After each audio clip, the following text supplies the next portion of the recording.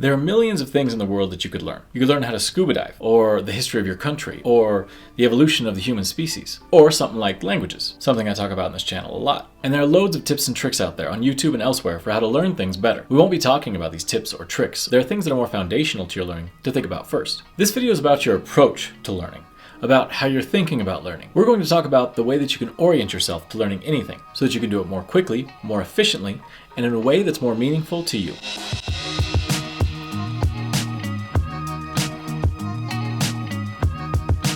Thanks for being here. Let's get going. Like I said, on this channel I talk a lot about learning languages, but the thing is that the same principles apply to learning other things. So here I want to broaden things out and talk about how you can improve your approach to learning anything that you want to. We'll talk about how you should think about learning, and also how to focus your efforts, and what to do when things go wrong or when they get tough, which will inevitably happen. The first thing to do is to prepare your mindset. How you think about learning, even before you get started, is going to change the way the process goes for you. One big thing to do here is to make sure that you keep an open mind. You might think that when you set out to learn something, you're of course open to learning new things. That's why you're learning. That's why you want to find out about these things you don't know. But what if being this open isn't being open enough? Learning a language is an example of how you might need to be more open than you imagine. If we look at just one aspect of language, we can talk about the meaning of words. When you start learning a language, you might realize that you're going to need to learn the meanings of words that you're unfamiliar with. But what you might be carrying with you is the idea that the categories of your first language are going to match up with the categories of the language you're learning. What I mean is that you might think that every word in your native language is going to have a perfect mirror image in the language you're learning. But this isn't the case. In English, the phrases right now, in a bit, in a while, and no are different. You don't use one to mean the other, and vice versa. But in Mexican Spanish, there's one word that can mean all of these things, ahorita. What this shows is that keeping an open mind isn't just about being open to learning the things you know you need to learn. It's about being open to the things you don't know that you don't know.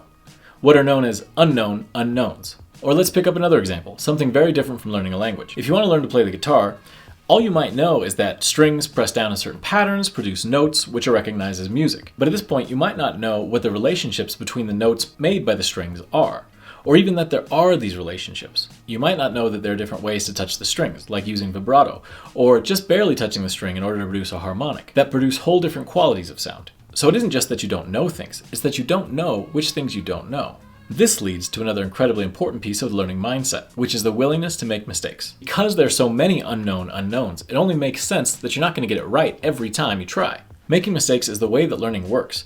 If you're testing out enough ways to do something, you're going to make mistakes. And this is the way it should be. If you think about it, because there are right ways to do things, it means that there are many other ways to do things which aren't right. So it doesn't make sense to think that you could get the right way to do it on the first time every time.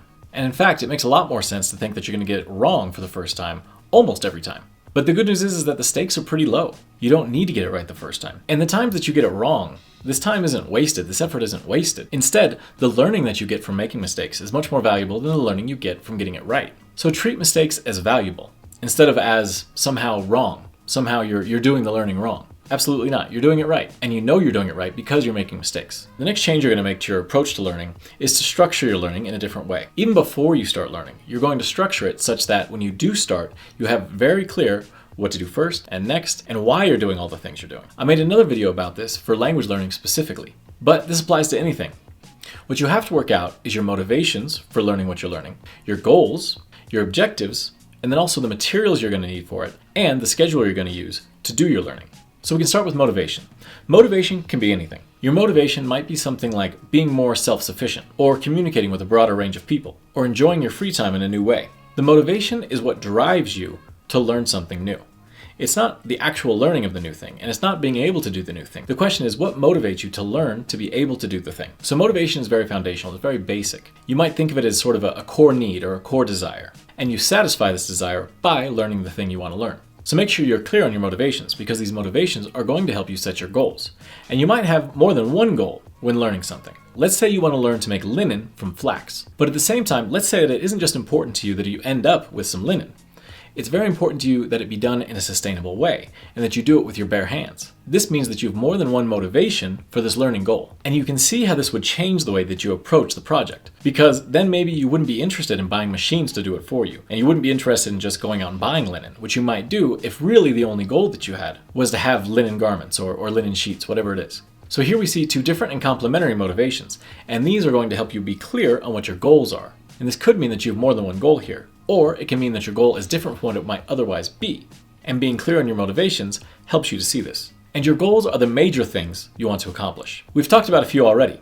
Making linen from flax, learning to play an instrument, learning a new language. You can see how these things are just the end goal. At the end of the day, these are the things you're motivated to do. And these are the things that are going to keep you going when the going gets tough. And we'll talk about that a little more later. But inside of each goal are several objectives. An objective is a smaller piece of the goal that is something that you can actually do. So there's this important distinction here.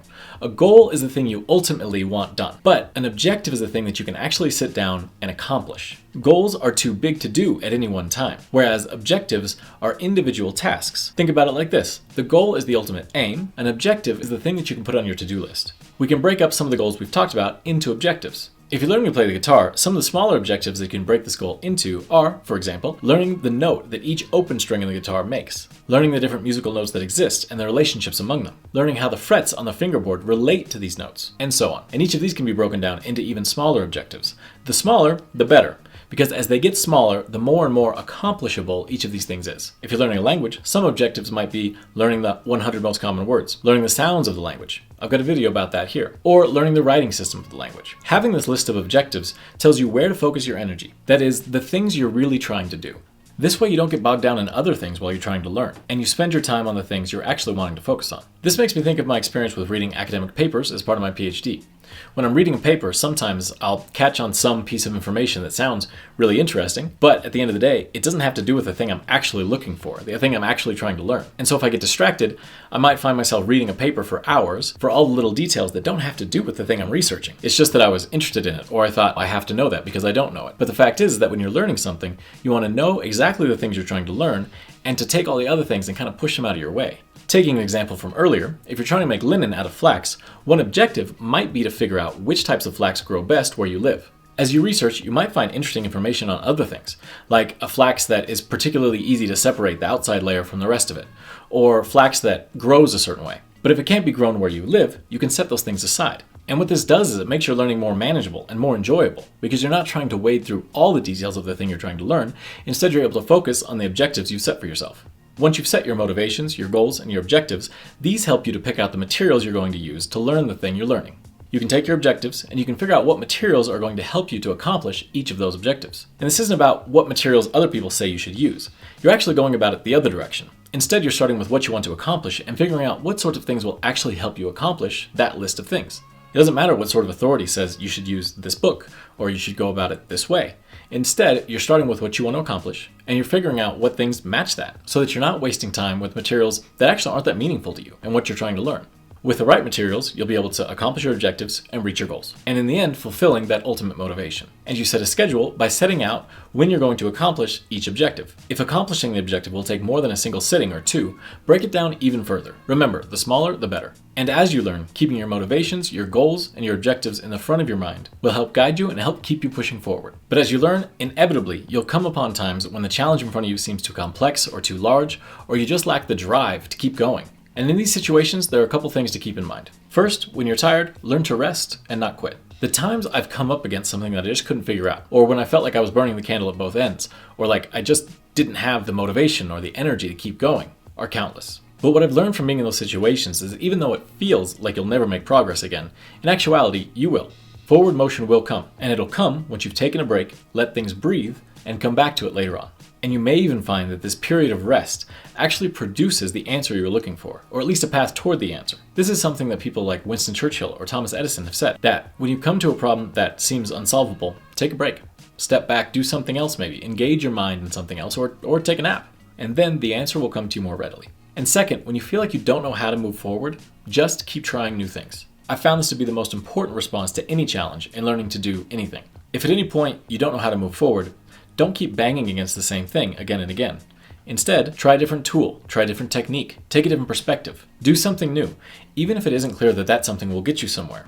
This has a couple of important effects. One is that by trying new things, you might gain a better understanding of the problem, and the answer will more readily develop. And the second, of course, is that the things you try might work. And so there's really no point in continuing to do the same thing over and over if what you've tried isn't working. And as you work through these struggles, keep in mind the importance of progress over perfection. In changing your approach to learning, you're going to make the process better. It's going to be more enjoyable, more efficient, faster, and to do this, you need to change the way you're thinking about learning. Make sure that you're putting structure to your learning, even before you start, and keeping in mind that the hard times will come, but that you can handle them. Thanks for watching. Give this video a like and share it if you found it helpful. And we'll see you in the next one.